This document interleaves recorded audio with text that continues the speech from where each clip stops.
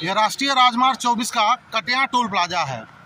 4 नवंबर की सुबह में यहाँ 2 गाड़ियाँ सामने लगे इन बोल्डरों से टकरा करके पलट गई थीं। ये बोल्डर कल अव्यवस्थित तरीके से रखे गए थे, न तो इन पे कोई रिफ्लेक्टर था और ना ही कोई रेडियम लगा हुआ था। न्यूज़ ऑन द वे ने कल इस खबर को दमदारी से दिखाया था और देखिए न्यूज़ ऑन द वे की खबर का असर हुआ।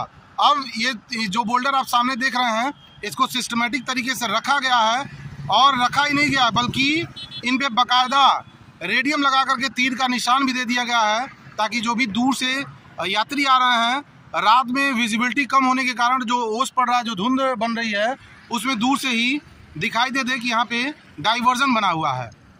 अब बाकायदे इन पे रेडियम से तीर बना दिया गया है ताकि सामने से आने वाले लोगों को पता चल सके कि यहाँ से डाइवर्जन लेना है और सामने का वो लेन चालू है।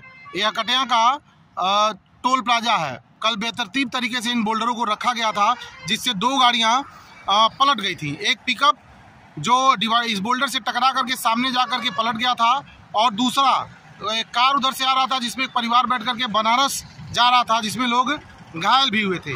न्यूज़ ऑन द वे की खबर का असर हुआ। देखिए बहुत ही सिस्टमेटिक तरीके से इन बोल्डरों को रखा गया है। इतना ही नहीं, इन पे रेडियम भी लगाए गए हैं ताकि सामने से आ रहे यात्रियों को सहूलियत हो।